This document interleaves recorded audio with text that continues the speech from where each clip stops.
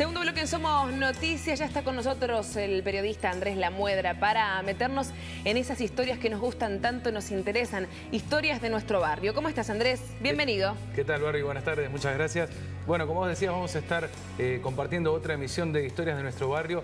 Hoy vamos a hablar con Vivian Perrone, la fundadora de Madres del Dolor. Seguramente muchos de nuestros vecinos que nos están viendo, la conocen, la historia de Vivian, pero bueno, esta era una excusa, una oportunidad de que nos pudiera contar un poco más acerca de toda su lucha y cómo fue que comenzó a partir de la muerte de su hijo Kevin Sedano, que fue en mayo de 2002, con toda esta lucha. Otro lugar, exactamente, ¿no? sí. Una mujer luchadora que ha salido en miles de oportunidades, hemos compartido el trabajo incansable que hizo por bueno, lo que le ocurrió en su vida, y esto no la dejó ahí quieta, sino que hay toda una historia, y bueno, la ONG Madres del Dolor que está gracias a Vivian, ¿no? Correcto, a partir de ahí es que arranca todo este proceso de Vivian, de la asociación y de un montón de gente que se fue cruzando en el camino, que ella me mencionaba, decía, yo sola no hubiera podido con todo esto, me fui cruzando con mucha gente que me ayudó a poder lograr todo esto que fuimos logrando. Tenemos en este caso la entrevista separada en dos partes. En esta primera parte vamos a conocer cómo fue que comenzó toda esta historia de Vivian. Dale. Soy la mamá de Kevin Sedano, pertenezco a la asociación Madres del Dolor.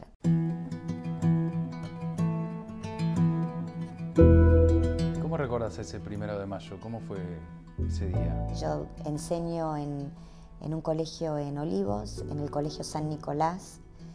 Kevin estudiaba en el mismo colegio donde yo soy profesora. Él estaba en cuarto A y yo daba clases en cuarto B, y muchos de mis alumnos eran muy amigos de él y habían estado con él desde jardín de infantes. Entonces, bueno, ese día él vino y me dijo que estaba contento porque lo habían elegido los chicos más grandes, los de quinto y los de sexto, como para jugar un partido de alumnos contra profesores. Entonces él iba a estar todo el día en la escuela, se iba a jugar el partido de fútbol y después venía para casa. Después de eso, a las 12 de la noche, iban a ir a matiné, a la calle Hipólito Yrigoyen y Libertador, y que después a las 3 de la mañana ya volvían. Y ahí fue que a las 3 de la mañana me llamó el amigo de Kevin diciéndome, Vivian, venite para acá, a Esturiza y Libertador, que Kevin tuvo un accidente.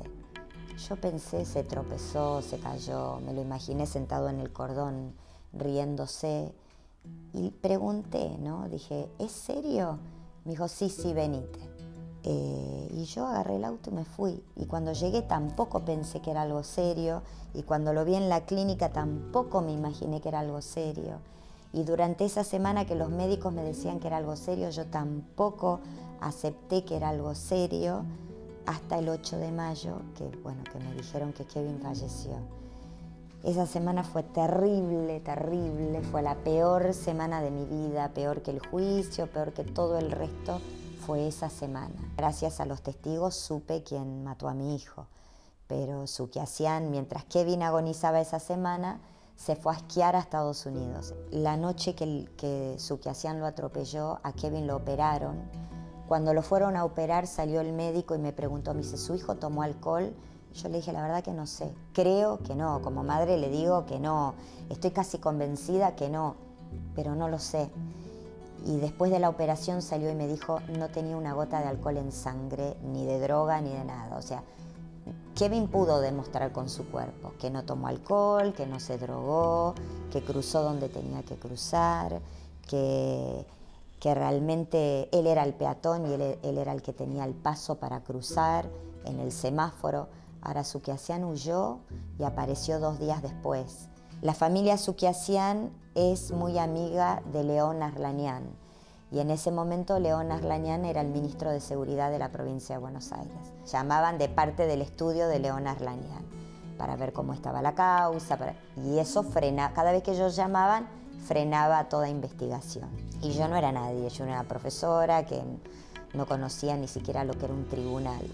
Llegamos a juicio 5 años después. Hay gente que nunca llegó. Cuando se llegó al juicio y se le dio 3 años de prisión efectiva, la verdad que lo vi como algo muy importante, ¿no? No lo vi como nada. Cuando salí del juicio, nuestro abogado nos dijo, mirá que el mínimo de la pena a cumplir es de 8 meses.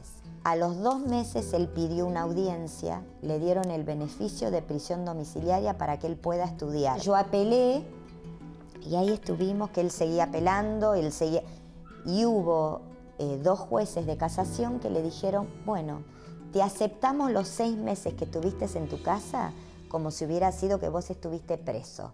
6 más 2 que estuviste preso son 8. Ya cumpliste con los 8 meses de mínima. Y ahí me dijeron, bueno, ¿qué haces? ¿Apelás? Y la verdad ya habían pasado 10 años desde el momento que lo atropellaron a Kevin. Y dije, no apelo más. ¿Y ese es el momento en el que vos renunciás a la presidencia de la asociación? Sí. Ahí fue cuando dije, creo que quien está al frente de la Asociación Madres del Dolor tiene que ser alguien que logró justicia. Desde ese momento, Silvia Irigaray es la presidenta de la asociación. Bueno, Vivian, con esa paz que tiene para hablar y esta historia conocida por todos, pero que realmente vale la pena repasar y es conmovedora siempre que uno la escucha, ¿no? Sí, sin duda. Bueno, en esta primera parte conocimos todo lo que tuvo que ver con la muerte de Kevin, cómo fue todo ese proceso del juicio. Y ahora en la segunda parte vamos a conocer cómo Vivian siguió trabajando a través de la Asociación Madres del Dolor y de juntarse con otras ONG también para poder mejorar la ley de delitos viales. Modificar algo, claro, no le vuelva a pasar lo mismo a poder otros. agravar las penas respecto de la gente que conduce y participa de alguno de estos hechos viales con un tema de imprudencia, con alcohol en sangre y también todo lo que fue el proceso respecto de la ley de víctimas de delitos, otro de los grandes logros que llevaron adelante. Dale, lo compartimos. Estoy haciendo todo esto por Kevin, o sea, estoy dentro de la asociación por lo que le ocurrió a Kevin. Y tomó el nombre porque los periodistas nos iban diciendo, ahí vienen las Madres del Dolor, las Madres del Dolor, y seguimos con ese nombre. Fui una de las primeras que dije, esto no es un accidente, en estos casos no tenemos que hablar de accidente, tenemos que hacer una ley para también darle valor a las víctimas, ¿no? Porque parece que todo estaba hecho para el violador, para el asesino. Entonces, ¿por qué en la parte de ejecución no tenemos derecho a nada? Venían víctimas de violaciones y nos decían, me encontré con mi violador en el colectivo, ¿cómo no me avisaron que lo liberaron? Y no, porque en la etapa de ejecución penal no tenés derecho a nada. O, por ejemplo, ¿por qué ellos pueden apelar y nosotros no podemos apelar? ¿Por qué ellos tienen derecho a un abogado desde el segundo cero que ellos deciden matar a alguien? ¿Por qué nosotros le tenemos que pagar un abogado, un psicólogo y nosotros no tenemos derecho a nada? Así que lo fuimos diciendo en un lado, en otro lado, hicimos para que no te pase.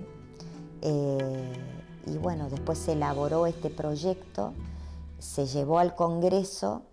Al principio fue una lucha bastante dura, había partidos políticos que no querían, y bueno, se votó y se sacó, y ahora es en este momento que desde el Ministerio de Justicia, la semana pasada ya se reglamentó, falta la firma del presidente, y ya se están abriendo oficinas, ya en la provincia de Buenos Aires se abrieron varias oficinas para atender a las víctimas.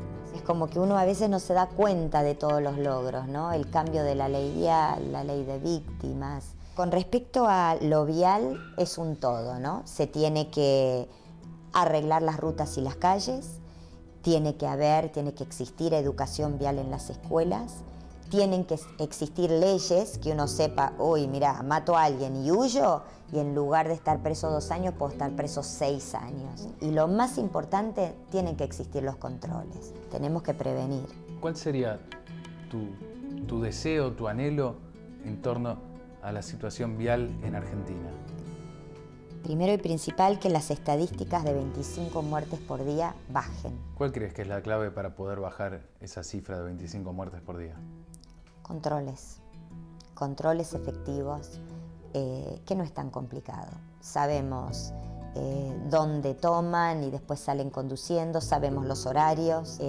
Yo creo que hay un acuerdo entre intendentes y restaurantes o boliches y comisarios, porque si no, no es tan complicado. Ahora el tercer domingo de noviembre es el Día de la Víctima Vial y vamos a estar por la tarde en Paraná y El Río con cientos de barriletes con la forma de estrellas amarillas en homenaje a todos los que pierden sus vidas. Y ahí vamos a estar hablándole a los chicos, a las familias que están en el río, están todos invitados para venir y acompañarnos. Entonces, si a nosotros se nos ocurren estas ideas y estamos, bueno, pedimos a las autoridades que también estén y que cumplan con sus funciones.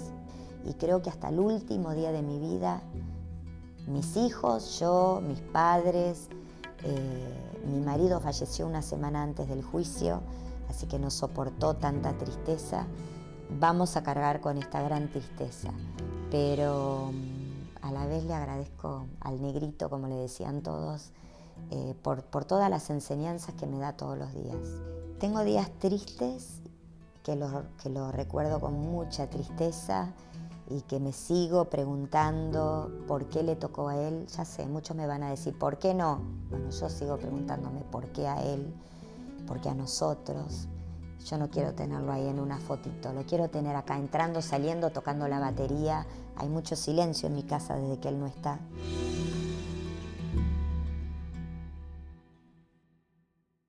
Bueno, segunda parte de la entrevista con Vivian Perrone. Gracias al trabajo de este tipo de personas que son luchadores incansables, realmente se logran cosas que nos benefician a todos, ¿o no, Andrés? Sí, por supuesto, como por ejemplo hoy me comentaban que va a comenzar en noviembre el juicio contra Nahuel Naranjo, que participó en este caso en una picada que llevó a la muerte a Joaquín Bruno el 17 de abril de 2015. Tienen fecha para el juicio que va a comenzar en noviembre. Le mandamos un beso a Patricia, la mamá de Joaquín, que está detrás de todo esto, y que gracias a la lucha de Vivian y de otros familiares de víctimas es que se pueden llegar a estos procesos de esta manera. Sí, que se tomen este tipo de hechos como delitos viales, porque realmente son asesinatos al volante y no hay que minimizarlo y los responsables tienen que cumplir sus penas. Bueno, ¿algo más para agregar, Andrés? No, nada más. Simplemente que la verdad que fue una entrevista muy linda, fue muy interesante poder conocer esta historia completa, porque yo le decía a Vivian, muchas veces nos cruzamos y por ahí hacemos una nota cuando se está pintando una estrella o hablamos de algún caso en particular, como lamentablemente tantos que tenemos en la zona norte. Pero fue una buena excusa para poder conocer esta historia completa. Le mandamos un beso a Vivian, que nos debe estar mirando. Sí, un saludo muy grande a Vivian y bueno, muchas gracias a vos, Andrés, y a ella por esta entrevista. Y por supuesto invitamos a los vecinos a participar de este segmento al cual llamamos Historias de Barrio. Por supuesto, bueno, muchas gracias. Ahora seguimos con Mariano, que tiene más información. Y desde aquí también nos sumamos. Un beso grande para Vivian Perrone, una luchadora, una mujer ejemplar.